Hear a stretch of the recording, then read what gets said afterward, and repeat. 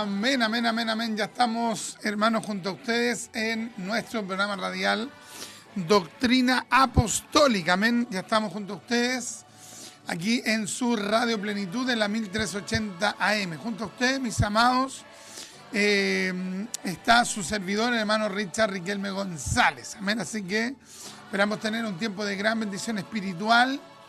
Tenemos cerca de 55 minutos, así que aprovechemos este tiempo de bendición, de Jesús saludos, sus comentarios, mis amados, y bueno, esperamos el poder hablar hoy día acerca de y responder a una pregunta, hermano, que me estuvieron haciendo el día de hoy, hermano, acerca de cuál es nuestra opinión de los libros apócrifos, ya en particular los apócrifos del Antiguo Testamento, que los católicos, para no llamarles apócrifos, que significa, hermano, oculto, secreto, escondido, que implica que no fueron ni inspirados ni considerados como autoritativos por la Iglesia cristiana.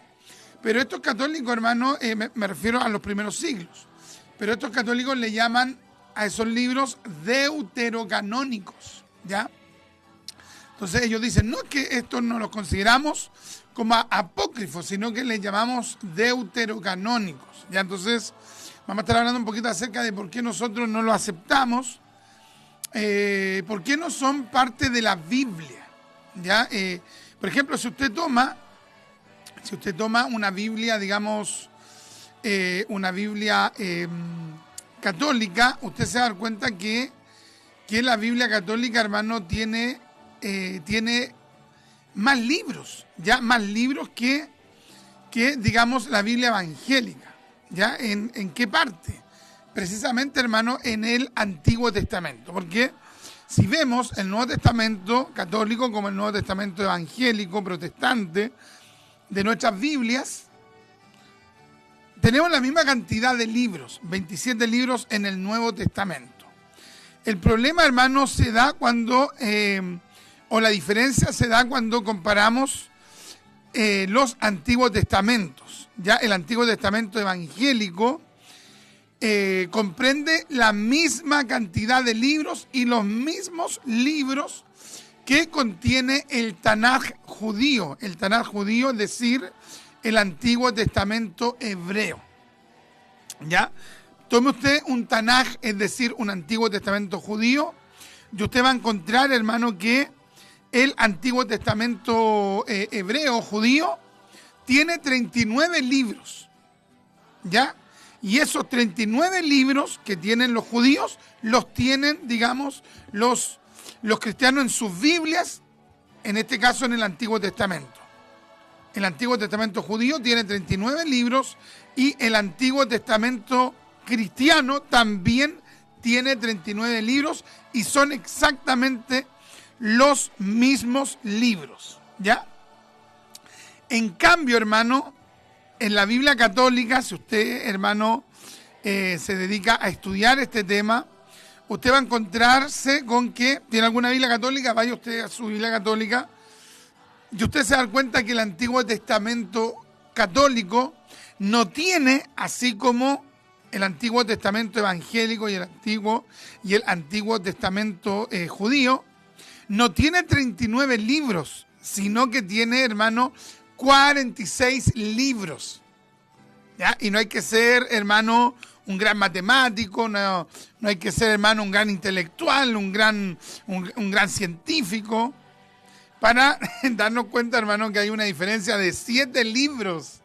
7 libros, no 7 palabras, no, 7 libros, ¿ya? O sea, los católicos al Antiguo Testamento le agregaron 7 libros, ¿ya?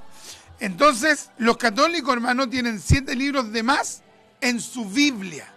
En vez de tener, hermano, 66 libros, los católicos, hermano, tienen más libros.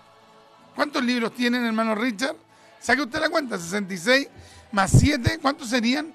73. En total, Los católicos tienen 73 libros y los cristianos tenemos, los evangélicos tenemos 66 libros. Hay una diferencia de 7 libros.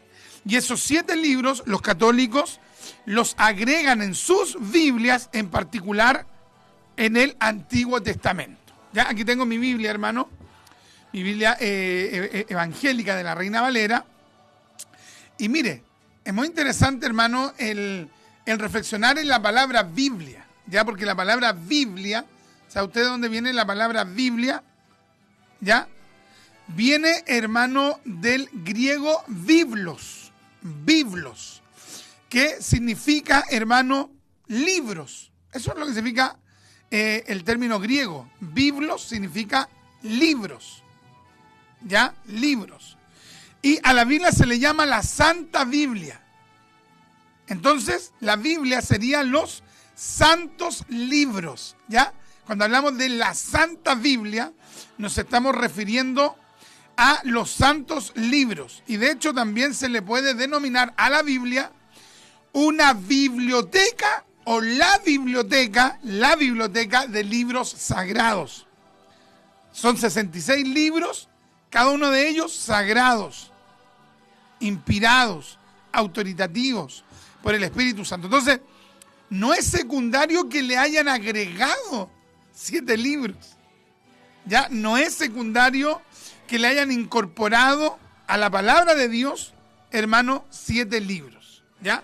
Entonces, cuando nosotros reflexionamos en esto, hermano, nos damos cuenta que hay una irreverencia total.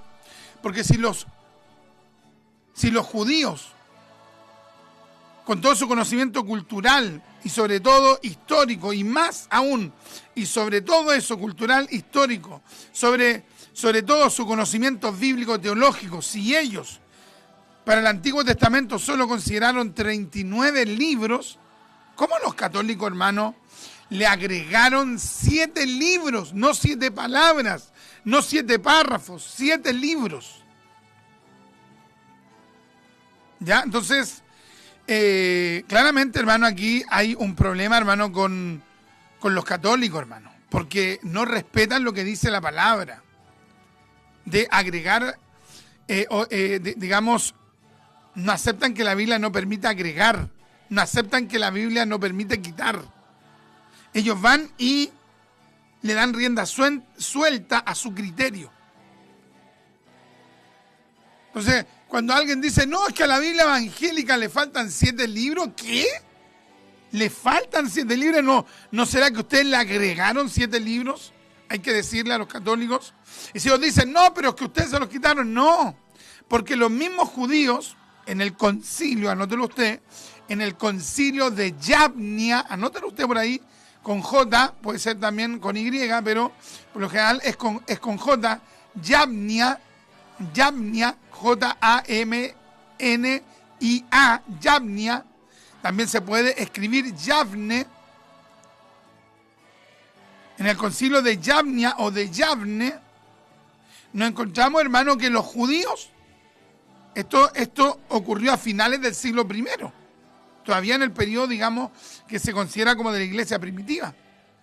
Los grandes eruditos judíos proclamaron públicamente que ellos aceptaban solo como palabra autoritativa en cuanto a su Antiguo Testamento, solo a los 39 libros que, digamos, la Biblia evangélica también los considera como inspirados por Dios en cuanto al Antiguo Testamento.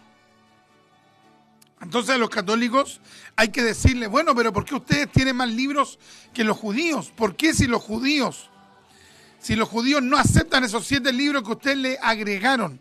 ¿Por qué ustedes los aceptan como inspirados, siendo que los mismos judíos en el primer siglo de la era cristiana, a finales del primer siglo, en el concilio de Yavnia o Yavne, ellos mismos reconocieron que solo aceptaban 39 libros?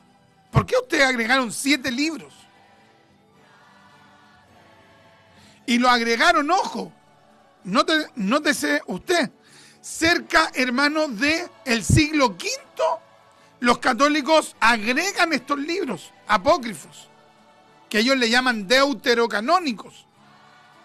Pero antes de eso, hermano, estos libros que ya voy a mencionar, jamás se les consideraron inspirados. Y entonces, ¿por qué los católicos dicen que tienen un grado de inspiración? Si nunca, antes, hermano, del año 400, jamás se les consideró inspirados. ¿A qué libro nos estamos refiriendo? Nos estamos refiriendo al libro de Tobías. El libro de Tobías, hermano Richard, ¿es inspirado? No es inspirado, hermano. El libro de Judith, ¿es inspirado? No es inspirado por Dios. El libro de Primera y Segunda de Macabeos, ¿es inspirado? No es inspirado. El libro de Eclesiástico, ¿es inspirado? No, no es inspirado. El libro de Sabiduría, ¿es inspirado? No, no es inspirado por Dios. El libro de Baruch, ¿es inspirado o no es inspirado? No es inspirado.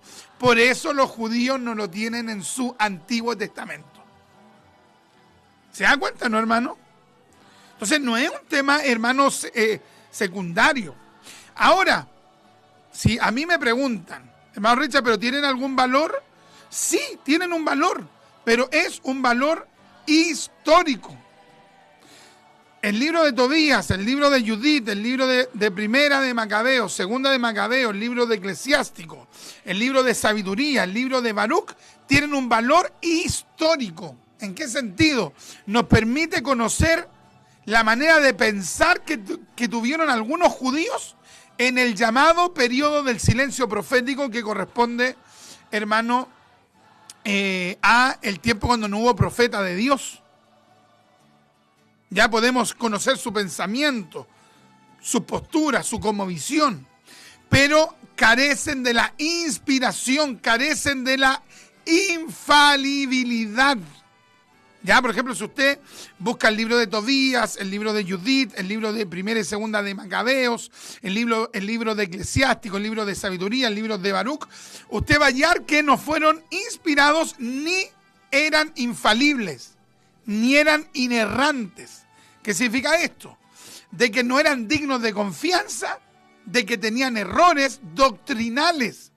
Ya, si usted lee estos libros, va a hallar que hay doctrinas erradas, que chocan, que colisionan con sus planteamientos con los 39 libros del Antiguo Testamento. ¿Se da cuenta o no? Entonces, claro que es algo, digamos, importante, es relevante. Entonces, en la Biblia hebrea o Antiguo Testamento judío no están estos 7 libros. ¿Ya? Si usted también analiza, usted se va a dar cuenta, hermano, que, por ejemplo, no forman parte del canon judío y Jesús nunca los cita. Jesús nunca cita ningún versículo de Tobías. Jesús nunca cita un versículo de Judith. Jesús nunca cita Primera y Segunda de Macabeos. Jesús nunca cita Eclesiástico, Sabiduría o Baruch. Jesús no cita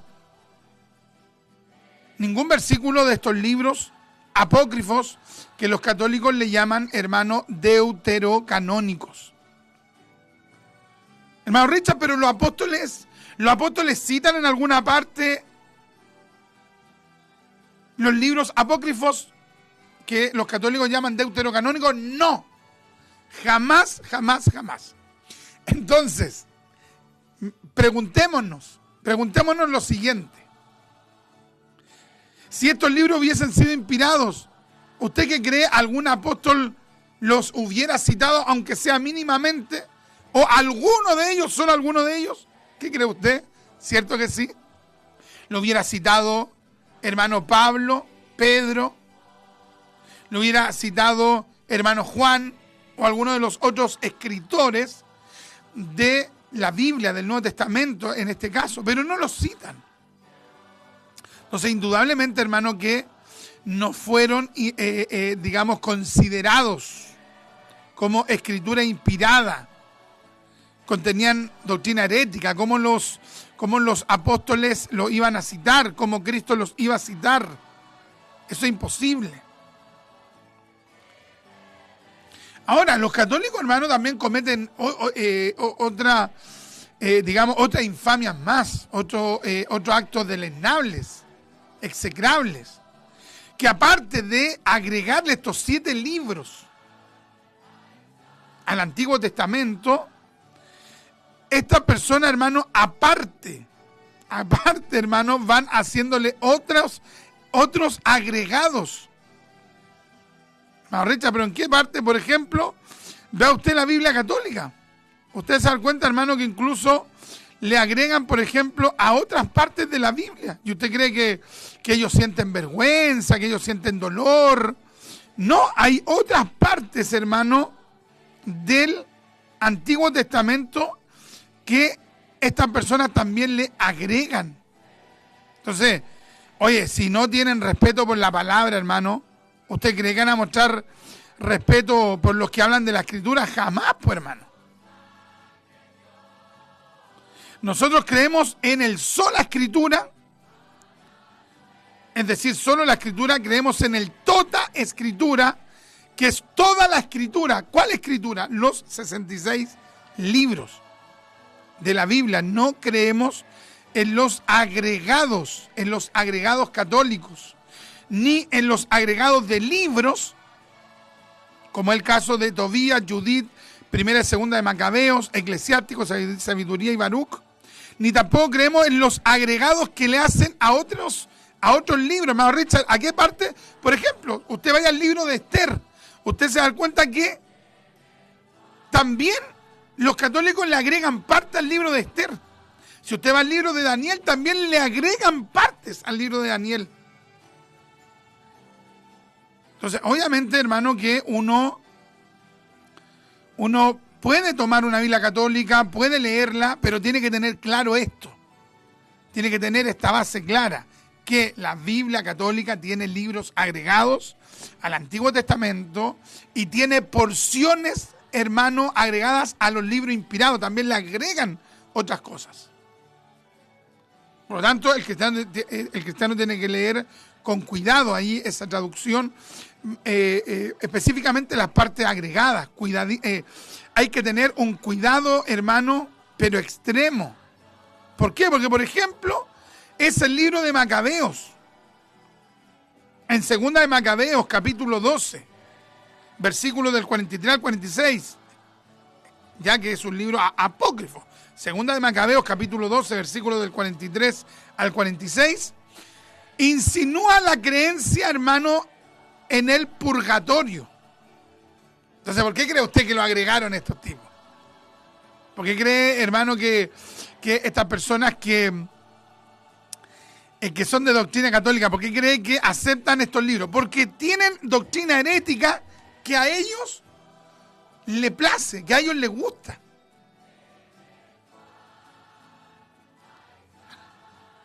Entonces, ¿por qué nosotros rechazamos el libro de Mormón? ¿Por qué? Porque es un agregado a la revelación de Dios. Lo rechazamos. ¿Por qué? Rechazamos el libro de Mormón porque tiene doctrina herética que contradice el Nuevo Testamento. ¿O usted cree que nosotros lo rechazamos por la encuadernación, porque no nos gustó el nombre del libro de Mormón? No, es porque tienen un contenido herético. Es porque no es escritura inspirada.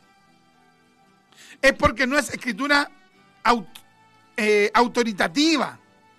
Lo rechazamos porque no es infalible. Lo rechazamos porque tiene doctrina contra la Biblia. Entonces, no es un tema como de gusto. No, es que a mí no me gusta el libro de Mormón. No, es que a mí no me gusta el libro de Primera y Segunda de Macabeo. No es tema de gusto. Es tema, hermano, de que estas personas le dan un carácter, consideran que estos escritos tienen un carácter inspirado, los consideran como revelación de Dios cuando Dios no los reveló. Qué tremendo, hermano. Impresionante. ¿Qué le parece si leemos Proverbios capítulo 30, versículo del 5 al 6? Porque usted va a estar leyendo algunos comentarios. Vamos a ver si es que tenemos algún comentario por acá. Dice así, a ver, ahí sí. Nuestro hermano Luciano nos dice: bendiciones, mi hermano Richard, desde Puente Alto, edificando mi espíritu. ¡Qué lindo! Consulta la Biblia del Oso recomendable. Saludos. Gracias, mi hermano Luciano. Sí, la Biblia del Oso es una tremenda bendición. Nosotros la tenemos. Yo la tengo en mi casa. Pero también nosotros como iglesia tenemos una biblioteca congregacional y también tenemos la Biblia del Oso. Y la Biblia del Oso, hermano, es una traducción que fue realizada por Casiodoro de Reina. Y Casiodoro de Reina, hermano, tradujo los 66 libros inspirados y aparte Casiodoro de Reina también tradujo los libros apócrifos. Ahora, ¿con qué intención? Con la intención de que él creía con la intención que él creía que eran escritura inspirada, no, sino que como un documento histórico, para que los cristianos supieran el pensamiento que hubo a finales del silencio profético por parte de algunos judíos que habían escrito, y incluso de cómo ellos también habían ido adoptando creencias ajenas al pensamiento judío, y por lo tanto contrarias al Antiguo Testamento.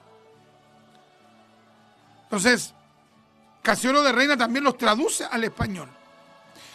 Cipriano de Valera, con la Biblia del año 1602, con la Biblia del Cántaro, que se le llama, él también los incorpora, los traduce al español. Estamos hablando, hermano, del siglo XVI, y en el caso de Cipriano de Valera, en el siglo XVII. Él también los traduce, pero los coloca entre el Antiguo y el Nuevo Testamento, no considerando que eran escritura inspirada, pero sí como útiles para conocer el pensamiento de los judíos correspondiente a el periodo, hermano, digamos, de los albores o del término del llamado silencio profético.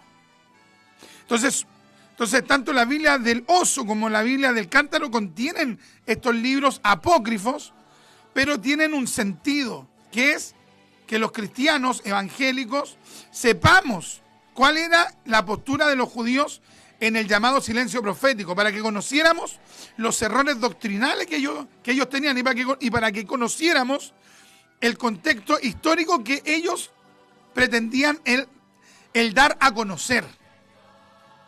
¿Se da cuenta, no? Pero jamás ni Casiodoro de Reina, ni Cipriano de Valera, menos Lutero, Calvino, Zwinglio, Melanchthon, ningún reformador consideró, hermano, esos 7 libros como inspirados por Dios. No.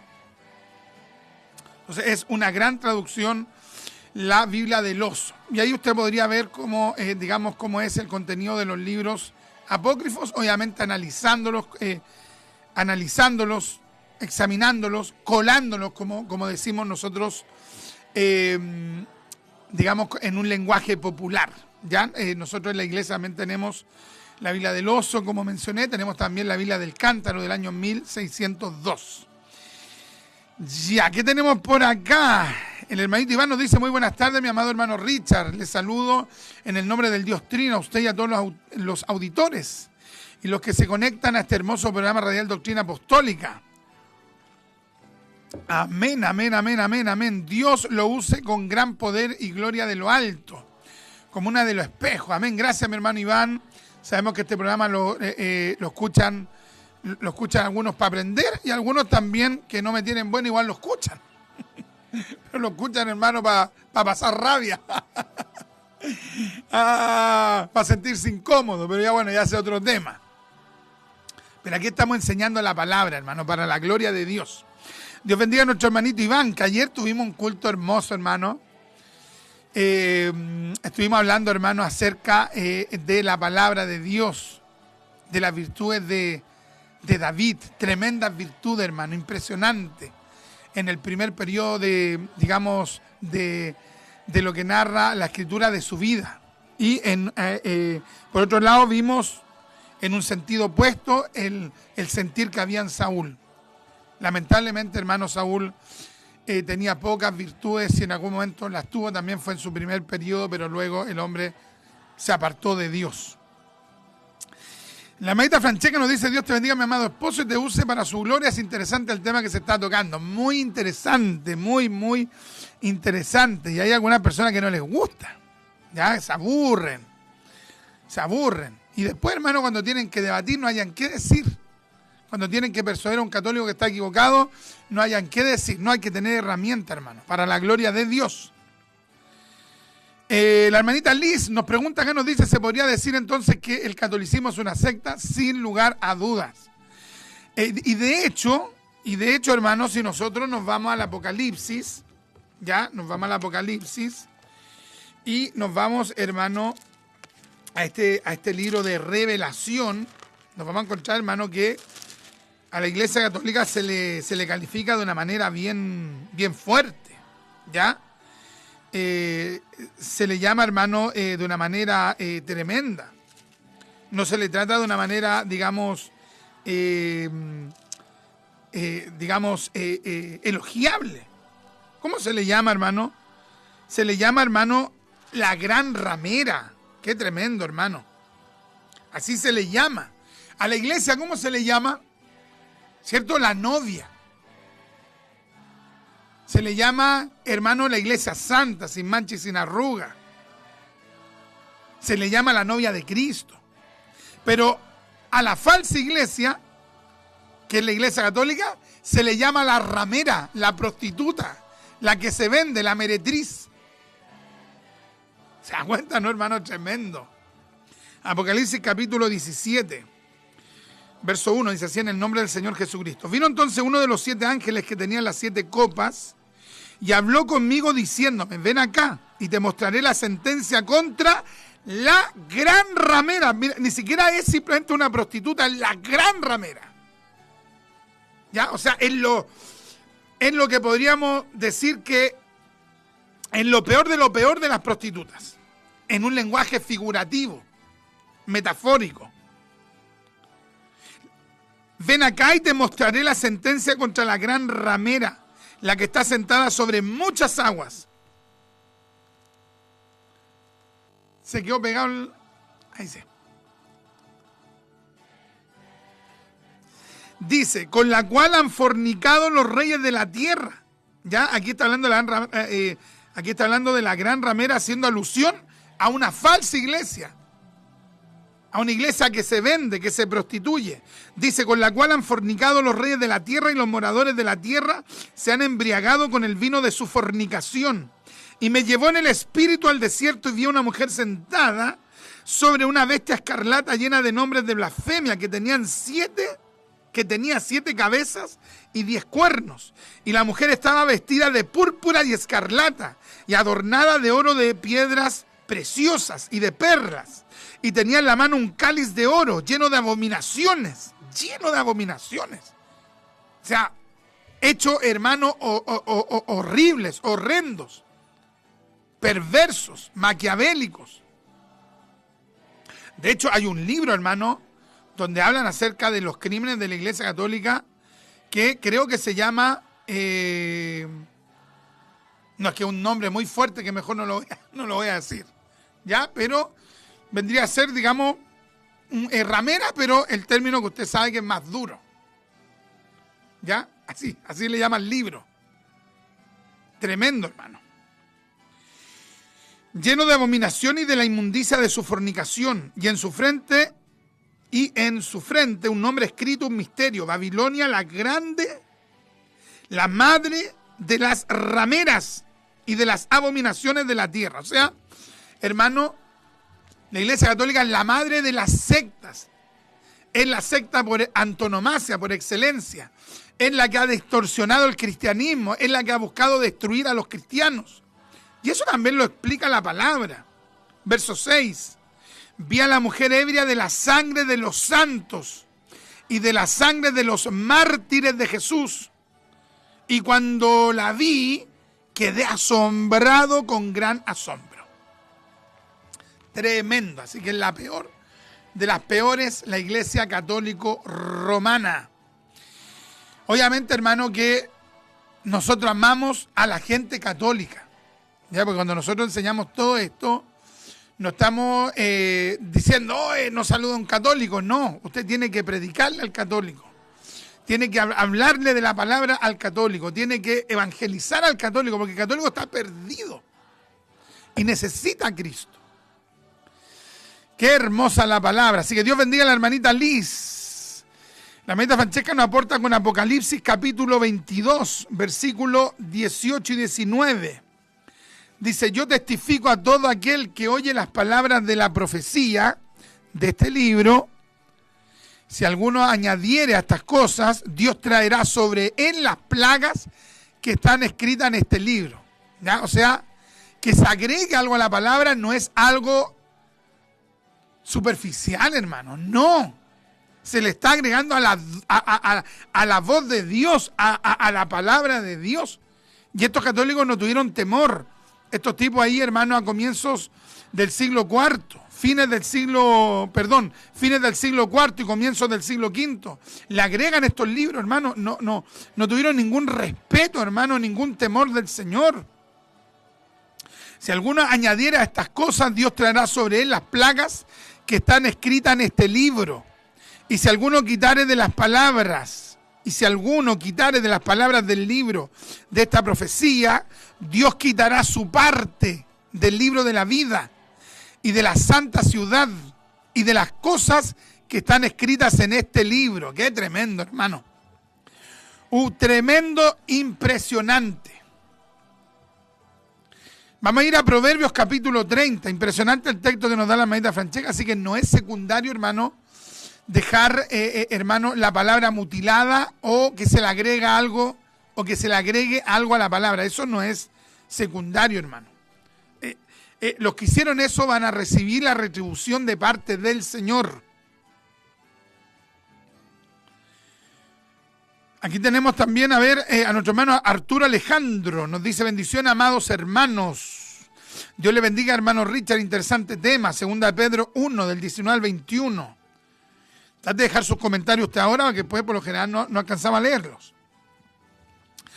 Y nos cita este hermoso texto, 2 Pedro capítulo 1, del 19 al 21. Tenemos también la palabra profética más segura, a la cual hacéis bien en estar atentos, como a una antorcha que alumbra en lugar oscuro, hasta que el día esclarezca y el lucero de la mañana salga en vuestros corazones. Entendiendo primero esto, que ninguna profecía de la Escritura es de interpretación privada, porque nunca la profecía fue traída por voluntad humana, sino que los santos hombres de Dios hablaron siendo inspirados por el Espíritu Santo. Qué lindo, hermano, qué maravilla. Entonces, hermano, no bastaba con que un judío dijera, aquí escribí el libro de Judith, el libro de Tobías, el libro Macabeo, el libro de Sabiduría, el libro de Eclesiástico, el libro de Baruch. No. Si ahí, hermano, si ahí no había inspiración, era simplemente un libro que se escribió y listo. ¿Por qué los católicos dijeron, no, es que hay que agregarlo? Si ningún judío lo agregó a su, a su Antiguo Testamento, ¿por qué estas personas lo agregaron? ¿Por qué? Porque había doctrina herética en esos libros que podían ellos usarla para confirmar sus herejías. Vamos a ir a Proverbios, capítulo 30, versículos 5 y 6. Dice así la Escritura. Toda palabra de Dios es limpia en el nombre del Señor Jesucristo. En el nombre del Señor Jesucristo. Toda palabra de Dios es limpia. Es escudo a los que en Él esperan. No añadas sobre sus palabras. No añadas. Oye, ¿qué parte no entienden del versículo estos católicos? No añadas sobre sus palabras, porque no te argulla. Mire qué tremendo, hermano. No añadas sobre sus palabras, porque no te argulla y seas hallado mentiroso. Qué tremendo pasaje, hermano. Ese pasaje, hermano, tendría que estar subrayado en nuestras Biblias. Ya tendríamos que tener este pasaje de Proverbios. Voy a ver si lo puedo aquí leer en otra versión, hermano. Vamos a ir acá, entonces, Proverbios 30, y vamos a leer, hermano, versículos 5 y 6. Acá lo tenemos. Ya, vamos a leer. Dice así, voy a leer la Biblia al día, dice, en el nombre del Señor Jesucristo, toda palabra de Dios es digna de crédito. Dios protege a los que en Él buscan refugio. No añadas nada a sus palabras, no sea que te reprenda y te exponga como a un mentiroso. Oh, qué tremendo, hermano. A ver, vamos a ver esta otra versión. Qué tremendo, hermano. Quiero ver acá. Dice, la Nueva Traducción Viviente, toda palabra de Dios demuestra ser verdadera. Él es un escudo para todos los que buscan su protección. No agregues nada a sus palabras, o podría reprenderte y ponerte al descubierto como un mentiroso. Impresionante, hermano. Entonces, uno dice, ¿y esta gente no tiene temor del Señor? ¿Cuál es el temor del Señor de estas personas? Entonces, ¿en qué momento ellos toman la determinación de agregarle estos libros al Antiguo Testamento? ¿En el primer siglo, hermano Richard? No. ¿En el segundo siglo, hermano Richard? No. ¿En el tercer siglo, hermano Richard? No. ¿En el cuarto siglo, hermano Richard? Y la respuesta, hermano, es un sí.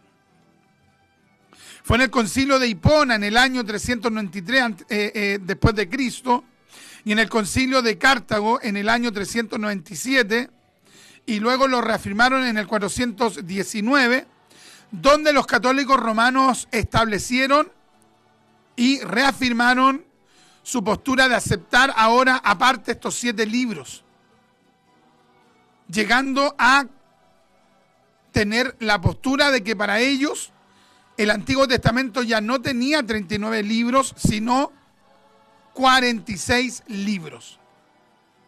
Es decir, siglos después de la iglesia primitiva, estos personajes tomaron la determinación, esos católicos tomaron la determinación de agregarle libros al Antiguo Testamento. ¿Qué le parece, hermano? Impresionante. Oiga, el tiempo se nos está pasando, hermano, rápidamente. Déjenos sus saludos, sus comentarios. Vamos a ir a escuchar una alabanza y ya estamos de regreso.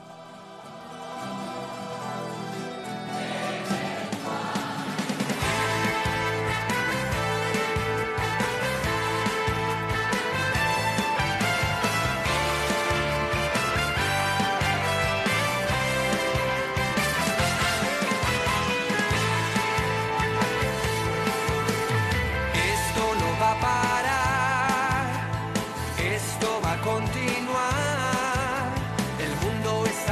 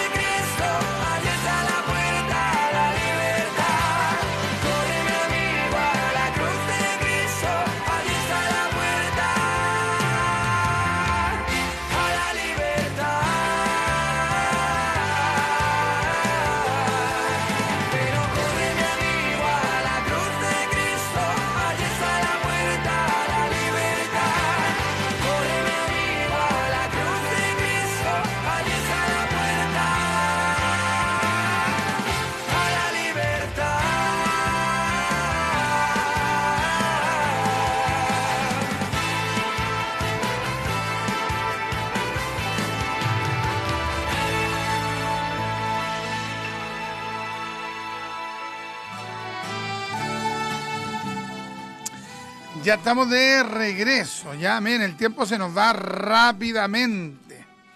Ya, tenemos las 4:43 y una tremenda bendición estar aquí en la Radio Plenitud. Nunca está de más, hermano, agradecer al Señor por darnos esta posibilidad de estar en la Radio Plenitud. Ya es una tremenda bendición. Nosotros tenemos otro programa de Facebook que se llama Diálogos Pietistas, que hacemos en la mañana, hermano, donde vamos enseñando la Escritura versículo por versículo, por la gracia del Señor. Pero no es lo mismo hacer un programa de Facebook que una tremenda bendición a estar en una radio. ¿Ya? Son cosas diferentes. ¿Ya? Ambas son una bendición, pero en la radio aquí hay un lugar habilitado para hacer el programa radial, el sonido, hermano, el alcance, etcétera. Así que agradecemos al Señor por darnos esta posibilidad de estar aquí en la Radio Plenitud.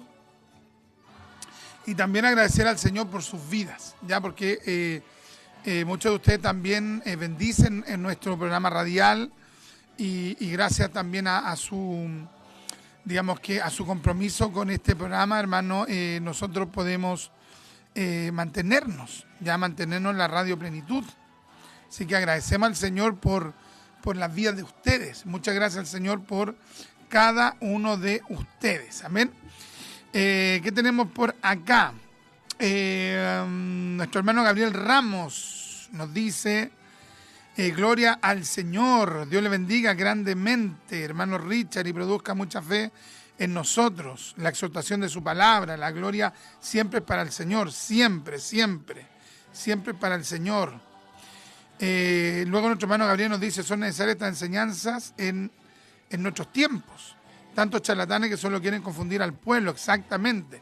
Bueno, y también agradecemos al Señor por nuestro hermano Gabriel que nos hizo la pregunta durante el día y pudimos responder. Ya mandamos un audio al grupo de Doctrina Apostólica, donde también dimos otros comentarios más que no hemos mencionado ahora. Así que gracias al Señor también por aquellos que nos hacen esas preguntas tan interesantes.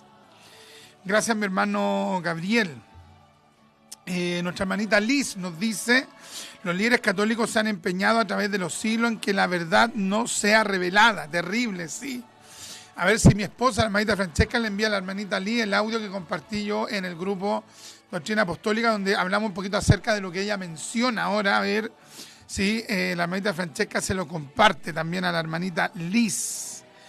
Entonces estamos hablando, hermano, de que los católicos le agregaron 7 libros al Antiguo Testamento. Hermano Richard, ¿tienen alguna utilidad los libros apócrifos? Sí, para conocer el pensamiento de aquellos judíos que escribieron esos libros y que lo escribieron en el silencio profético. ¿Ya? Por medio de leer esa literatura podemos saber el pensamiento que tuvieron ellos y que probablemente había en algún sector donde ellos vivían y donde estaban, digamos, aquellos judíos que redactaron y que escribieron esos libros. Y para también saber que incluso hubieron judíos que también enseñaron doctrina errada en algún momento. A tal punto enseñaron cosas erradas que los mismos judíos, hermano, que los mismos rabinos no aceptaron esos libros como inspirados. ¿Ya? Ahora, si los católicos le agregaron esos libros a su canon, a su catálogo de libros sagrados, si ellos le agregaron esos 7 libros a finales del siglo IV, ¿qué pasó antes? Antes no los aceptaban como inspirados. ¿Ya? Por ejemplo, el catálogo o canon llamado canon o catálogo de Miletón de Sardis del año 177 no menciona ninguno de los libros apócrifos, no los acepta como inspirados. El catálogo o canon, de aquí en adelante voy a mencionarlo como catálogo, de Orígenes del año 230 no acepta, no incorpora a ningún libro apócrifo que los católicos luego agregaron. El catálogo de Atanasio del año 326 tampoco los aceptó, tampoco los incorporó. El catálogo de Cirilo del año 348 tampoco los incorporó. El catálogo de Hilario de Poitiers del año 358 tampoco los incorporó. Por lo tanto, no los aceptó como escritura inspirada. El catálogo del concilio de la Odisea del año 363 tampoco los incorporó como libros sagrados o inspirados. El catálogo de Epifanio del año 368 tampoco los aceptó como canónicos, tampoco los aceptó como inspirados, tampoco los aceptó como sagrados. El catálogo de Gregorio Nacianceno del año 370 tampoco los incorporó como inspirados. Tampoco el catálogo de Anfiloquio del año 380, tampoco el catálogo de Rufino del año, hermano, 395. Qué tremendo, hermano. Entonces, definitivamente, hermano, los cristianos de los primeros siglos no lo aceptaron o no aceptaron esos libros apócrifos, secretos, ocultos que tenían doctrina errada, tampoco los aceptaron como inspirados esos primeros cristianos, esos creyentes, esos teólogos, esos eruditos, esos exegetas. E incluso el mismo Jerónimo, el gran erudito Jerónimo, tampoco los aceptó como inspirados por Dios, esos 7 libros que nosotros llamamos apócrifos del Antiguo Testamento y que los católicos le llaman deuterocanónicos. Ya estoy terminando. Es de notable importancia la declaración de un teólogo católico llamado R.J. Foster, que dijo: a causa de su estancia en Palestina y de sus conocimientos hebraicos, Jerónimo puso todo el peso de su gran autoridad de parte de la no canonicidad de los libros deuterocanónicos. Es decir, Jerónimo con toda la erudición que tuvo, Jerónimo vivió en Israel mismo. Jerónimo fue un gran estudioso, considerado uno de los más grandes estudiosos por parte de la Iglesia Católica, por ende de los teólogos católicos, y el mismo Jerónimo no los aceptó como inspirados. ¡Qué tremendo, hermano! Entonces, si un católico quiere decir no, que son inspirados, es que la tosudez de estas personas es, hermano, extrema. Qué tremendo. En su prólogos, Galeatus, que sirve de introducción a los libros de los reyes, afirma, ¿quién afirma esto? El mismo Jerónimo, afirma que Sabiduría, Eclesiástico, Tobías y Judith no están en el canon. Qué tremendo, hermano. Lo dice claramente. Algunos escritores de prestigio siguieron la opinión avalada a su juicio por la autoridad de Jerónimo. Ya, qué tremendo. Vuelvo a leer. Algunos escritores de prestigio siguieron la opinión avalada a su juicio por la autoridad de Jerónimo. Es decir, muchos teólogos posterior, hermano, al siglo V, a pesar que algunos católicos eran de la idea de aceptar esos 7 libros, otros dijeron no, porque tenemos la misma postura que Jerónimo, no aceptamos esos libros como inspirados. ¿Por qué? Porque ningún judío los ha aceptado como inspirados, esos 7 libros, Judith, Macabeo, Eclesiástico, etc., y porque contienen doctrina errada. Incluso, nos dice aquí este escritor y teólogo católico, nos dice, incluso el Papa San Gregorio el Magno era de la misma opinión de Jerónimo. ¿Ve? Entonces, realmente, hermano, es